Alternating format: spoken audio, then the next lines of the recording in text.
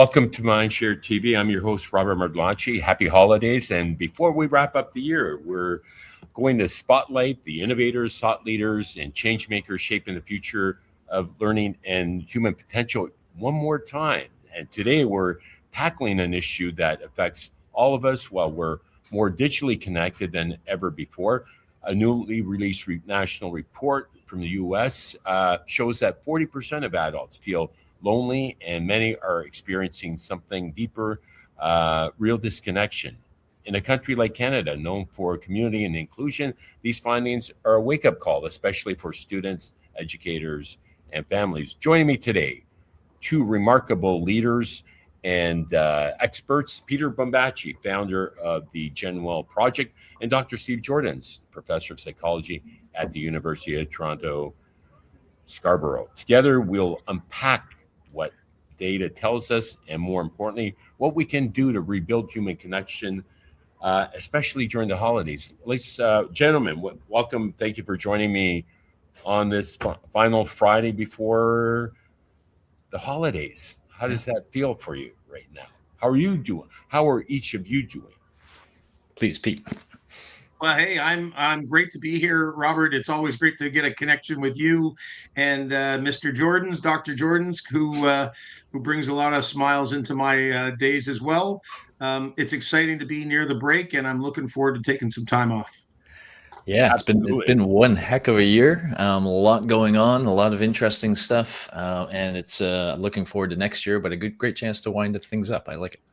Absolutely, and so when we look at the geopolitical situation, the state of the economy, throw in AI into the equation, post-COVID, hashtag complexity was one word for 2025, and that it has been. And then this report was released this week on human connection from the US, and it struck a chord with me, and I thought, who better could I have a chat with than the two of you? So with that, Peter, the report suggests we're not just lonely, but disconnected. Why is that distinction important? And what are we really seeing across Canada in your travels and your workshops and your keynoting? It's interesting, Robert, that you should say that, because I don't think the word disconnection was something that they were using in a lot of research up until just now. And I think Julianne Holt-Lunstad is part of the reason behind this. And we've been using this language for 9 years up here in Canada. Chronic social isolation, which is the physical lack of human beings in our lives, that can lead to many downstream negative individual and societal issues. But I think the word disconnection is such a powerful one for us to wake up to, and recognizing that we can be lonely in a crowd, even within our family, on our street, in our workplaces, in our classrooms. And I think this is really starting to help people recognize, hey, being alone and being lonely are not the exact same thing. And I think the interesting thing is up until this report, and maybe in this report a little bit as well, we're conflating loneliness with being we're creating chronic and persistent loneliness with loneliness. We are all going to feel lonely in our lives, and I think normalizing this conversation around loneliness is really important. Over the holidays, even though you may have a great holiday, you may have times in which you might feel lonely. And that's really important for people to understand, because whether it's illness or accident or injury, or maybe you're going through work challenges, maybe AI has displaced you, there's lots of reasons why we can feel disconnected. But oftentimes what the media is really speaking about is chronic or persistent loneliness, which creates those downstream negative implications. The stuff we need to help people do, which is where Dr. Joordens really is the true genius in all this, is really recognizing, hey, when you feel that sense of that tinge of disconnection, when you don't feel that connection in your life, hey, there's some simple things that we can do even over the holidays, when we know that can be a challenge for many people. Absolutely. And one of the things, one of my mantras is call a friend or an associate every day to stay connected. Volunteer. I volunteer a lot.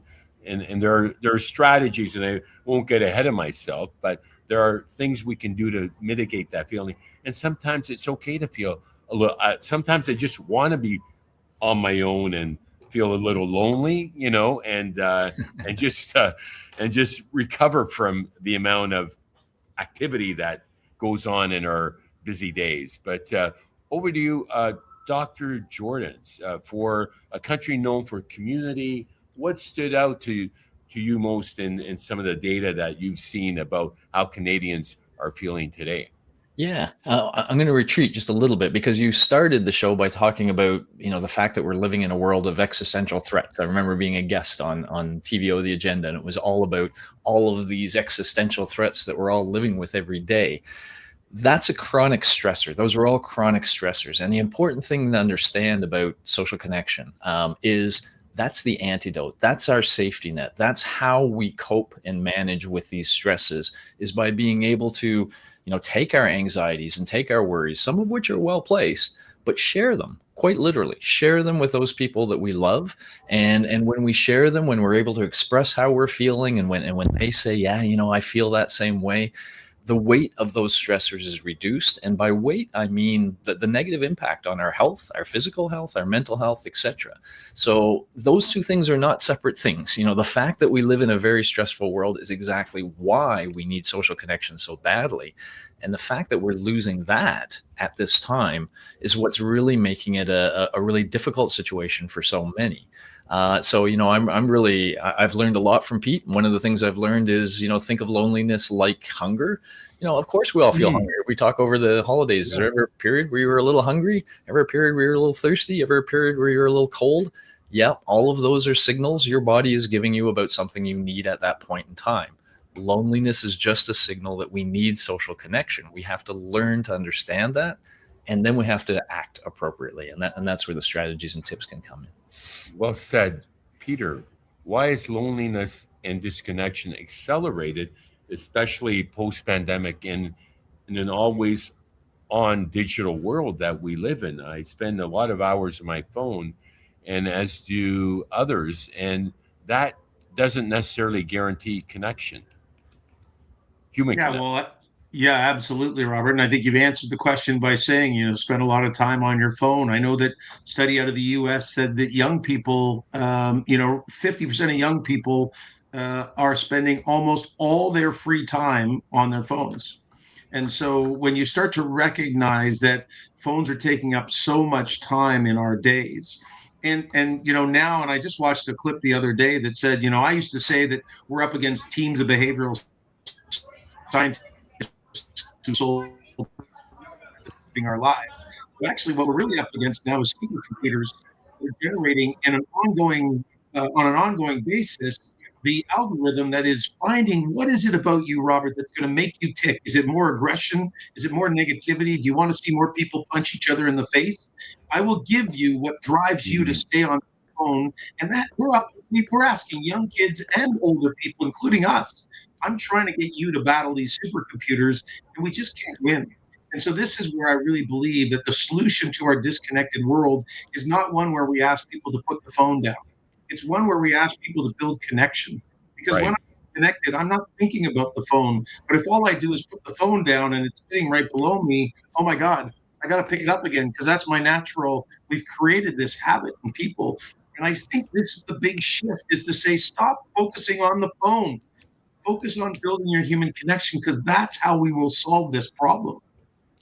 Absolutely. And there's a reason why provinces and territories have banned mobile phones in schools. We gave away a Faraday pouch at our summit, and I saved you both one that you can use when you arrive home, perhaps. And my wife always hands it to me as a reminder when I'm misusing my phone. But they do have an off button, I mean, a lot of people don't know that, but you can just press the off button.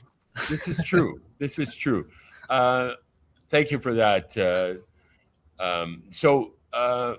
Peter, over to you, Steve. So how does disconnection show up in students' learning, motivation, and mental health? And what should educators and parents be watching for? Yeah, well, I mean, one of the things that's related to the phone use, we worry about social media, we worry about people spending all their time, but one of the, I think, unique aspects I sometimes talk about more is the fact that the dominant form of communication from the time a person gets a phone is asynchronous. It's text messaging, it's emails. they find that safer, more comfortable. And so from the age of 13 on, we know that this is now the predominant way young people communicate. The problem with text messaging is they rob you of those natural nonverbals. Like even in this situation, you know, even on a phone call, you can hear my emotion by the way I say things. And that tells you, you know, is he feeling the same way about this as I am? Or does he feel differently about this than I do? It's less about what I'm saying and more about how I'm saying it. We don't have that in text messaging. And so we have students that have, you know, gone through the school system and they spend very little time in face-to-face interactions. And you'll see, you can go into any school and they'll be sitting there side by side, staring at their phone, texting each other and not talking to each other. And, you know, that's the real danger, because these connections we're talking about, the ones that matter, they come about when we can sense that we're sharing emotional states with the people around us. That makes us trust those people. That makes them feel safe. They're kind of experiencing life and what's happening the same as we are. And when we start not being able to detect that, then we become very uncomfortable around each other. And so in my class, I've measured the level of social anxiety for the last 3 years. And we know that the average student has a level of social anxiety that's beyond the clinical cutoff. So the average is already at a level that we would consider, you know, and that's not everybody, by the way. It's always important to say there's some young people that are out there that, you know, are in sports, having jobs, they're interacting with others, and they're getting that good time. But there's a startling number of youth now that cannot talk to one another. And, you know, when we're talking about how important social connection is for our health and happiness, that's a real problem. And that's a problem that I've been trying to think about, how to get about. And I'm hoping we'll be able to talk about the GenWell Challenge at some point, which is something Pete and I cooked up together. That is hopeful in how this is all going. Brilliant. I look forward to weaving that in. Peter, educators are stretched thin. What are realistic, high-impact ways schools can intentionally build connection without adding more pressure? I know you've worked diligently across the country in K-12 and higher ed throughout the year. How many miles did you log? You were all over the map. We couldn't get you to our summit because you were logging. Yeah. It's like a Where's Waldo anytime, you know, where's Pete? Kudos for your impact. Kudos for your impact, my friend. Yeah, thanks, Robert. Well, I'll say two things. Now, again, it's not the 9-year success, because for 10 years, I couldn't to have a conversation with me about social connection and social health. So the good news is that the world is awake. I did want to, like, I'm literally, and I did have fun while we're in this conversation, because I was looking at the report from the US, and what I think is really powerful as part of this conversation today is when I started this movement in 2016, everybody told me that loneliness was a seniors issue. When you look at this report, it says that people over 65, it's only 28% of people, but for people age 18 to 34, it's 53% of them. So to Steve's point about young people in schools who have a difficult time connecting, the crisis may not be in seniors. The crisis is actually our next generation. So when I go to your question, Robert, the starting point for me is what we've always believed at GenWell. And this is driven by Dr. Quam McKenzie, you know, the head of psychology and psychiatry at CAMH, and he's at the Wellesley Institute, who said to me in 2017, what we need to understand is nobody has ever been educated on this information. We've told people that they should exercise, eat well, sleep, water, don't drink too much, and don't smoke too much, or don't smoke.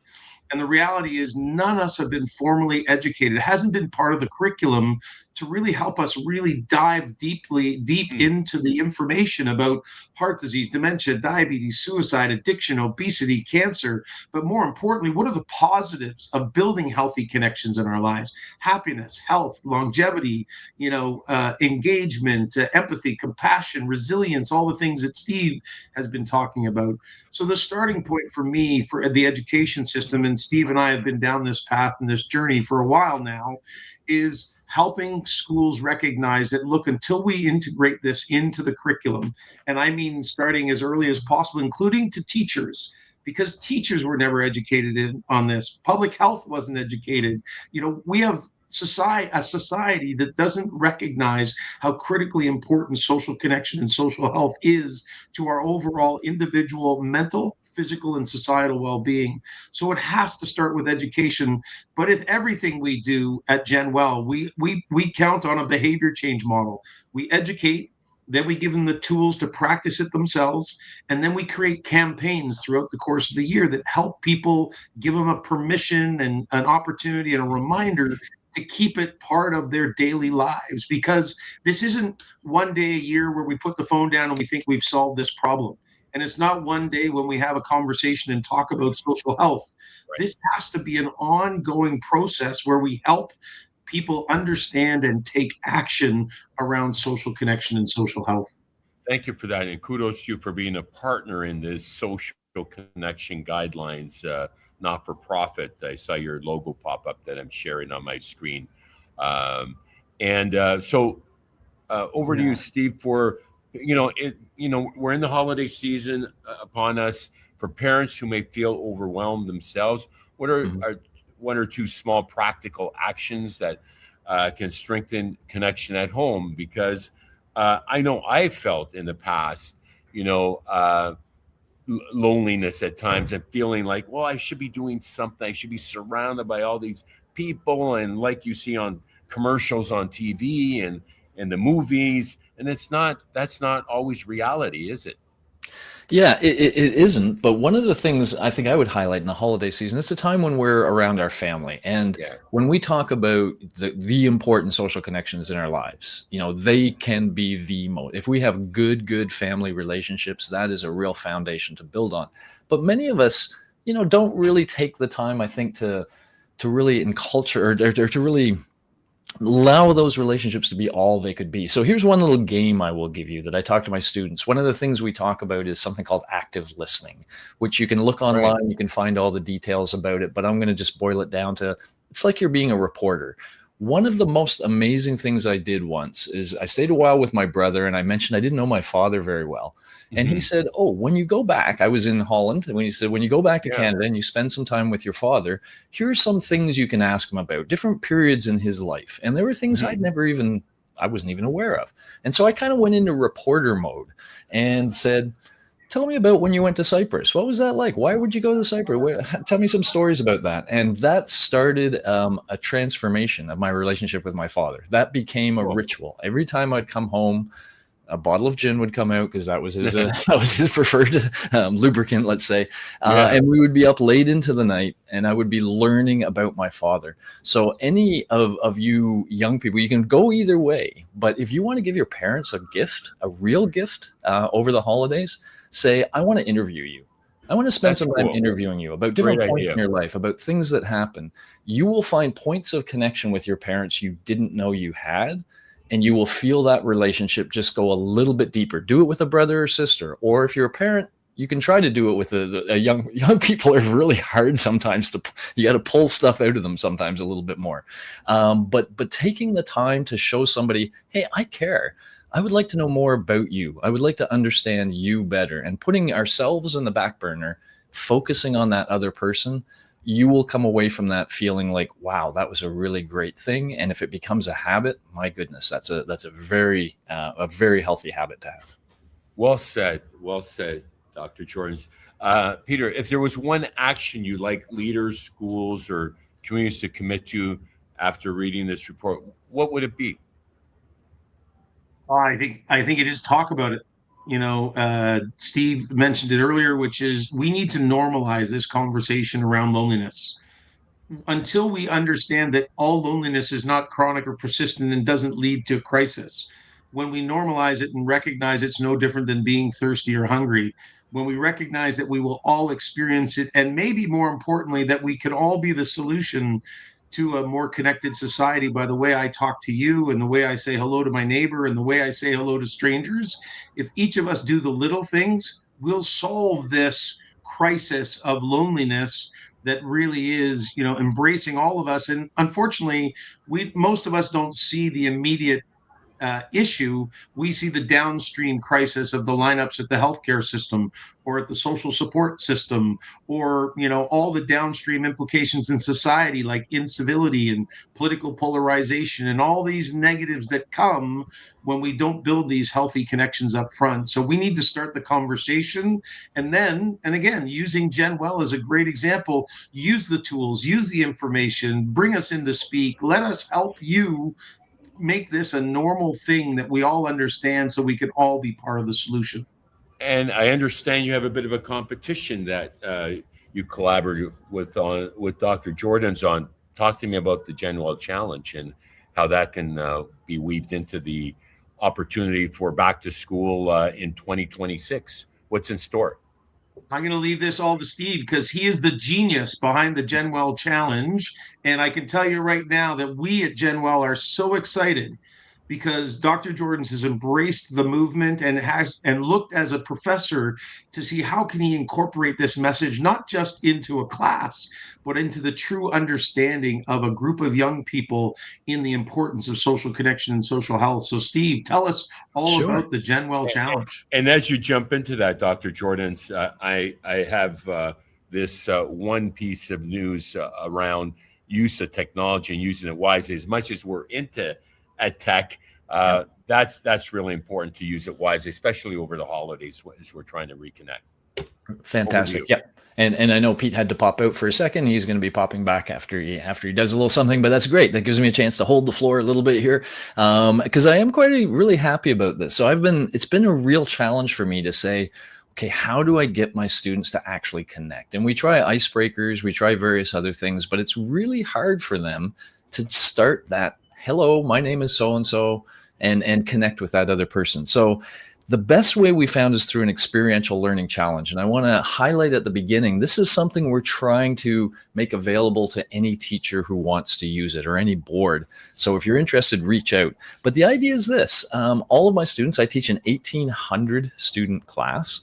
I put them in groups of 5. So we have 350 to 400 teams that work on this. Each team is told, you are a marketing company and you're going to work for Pete Bombaci. Pete is the head of GenWell, and so we have a little thing almost like we're doing right now where I interview Pete, talk about what GenWell's about, and then we introduce the GenWell Challenge. And the challenge is we'd like each of you teams to help us spread the GenWell message to some target market. So you pick a target market, you decide what sort of public service announcement you think would work, social media post, radio ad, whatever you want it to be.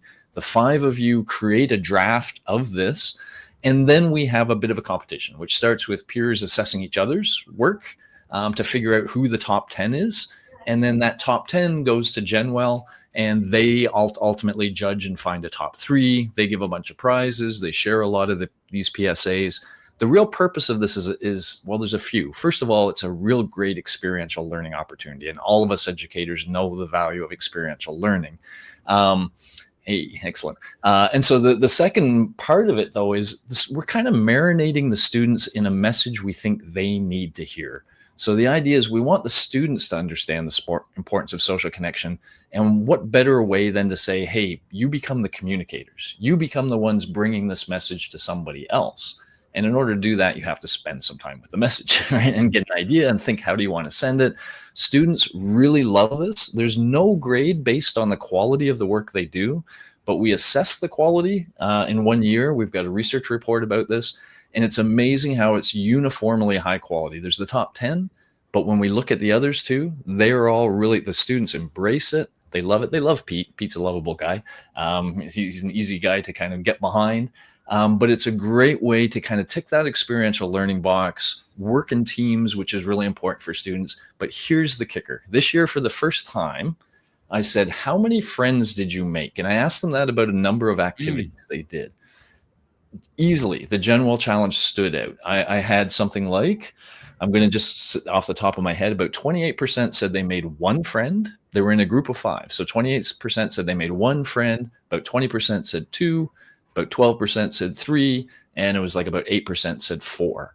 I have never found an activity that creates connection the way the GenWell Challenge does. So with the 5 of them working together, trying to get this message out, competing to get into the top 10, that seems to be the way I've been able to break that barrier.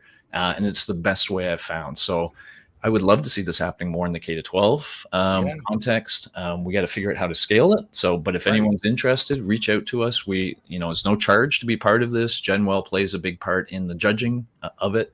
And I think it's the most effective tool I've found for really getting them connected. Well, we'd love to be partners at MindShare That'd be great. Learning Media and help amplify the challenge. And it's important to us, and we're immersed in helping teachers help kids thrive. And you can't ignore this. It's not all about academics. The state of well-being is paramount when you're trying to optimize your performance. So, and getting out there too, like, fitness and exercise and getting out for a walk in your community. You can isolate yourself easily, especially in the wintertime. Dress well, right?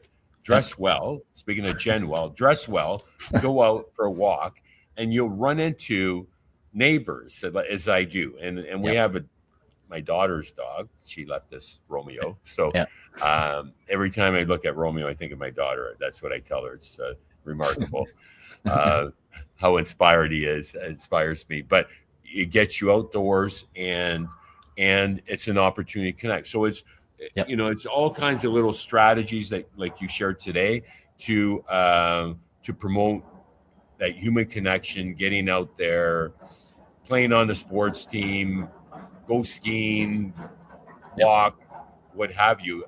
Being outdoors, studies show that it helps your mindset as well, doesn't it? Yeah, absolutely. I'm going to be part of a documentary coming up that's about being outdoors with animals, doing some exercise. that if you can get those three things together, and if you can make that just part of your life that you do, great. If you could do it daily, and most dog owners do something like that daily. But if you don't have a dog owner, if you don't have a dog owner, if you don't have a dog, if you don't have a pet, those other two are still pretty powerful as well. So being with somebody you love, or maybe you see a neighbor that walks regularly, maybe think about, hey, can I go for a walk with you? You're going for a walk. Let's go together and let's talk and let's get to know each other a little bit. The dog owners of the neighborhood know that they know each other quite well, and they become the sort of glue of the neighborhood to some extent. Absolutely. Join the glue. Well, we do it without dogs, and we enjoy it a lot. And speaking of animals, I had an opportunity this past week, not too far from where you live, to visit the Toronto Zoo for a podcast and a tour, as we'll be doing a project with them in March. And the zoo is open over the holidays. And I was so excited to tour behind the scenes and see some of the amazing animals. It's open throughout the holidays, so and including Christmas Day. So I encourage folks to take advantage of that if you're in that area or a local zoo in your neighborhood. With that, Dr. Joordens, I want to be mindful of your time. I know you wrapped up the academic semester, and you no doubt have some marking to do. So make sure there you go. With that, today's conversation reminds us that loneliness isn't a personal failure. It's a collective challenge, as in the GenWell challenge. And the good news is that the connection is something that we can rebuild and continue to build on. It starts with everyday action, showing up, checking in, and making time for one another, especially during the holidays, in our classrooms, our homes, and our communities. My thanks to Peter Bombaci, who had to jump off for another interview, and Dr. Steve Joordens for his leadership and insights. And thank you for joining us on MindShareTV. If this conversation resonates with you, I encourage you to explore the full report and continue the dialogue, because human connection isn't optional. It's essential to our well-being and shared future. This concludes this MindShareTV podcast. My name is Robert Mardlanchi, and until next time, stay healthy, stay safe, and keep the learning curve steep.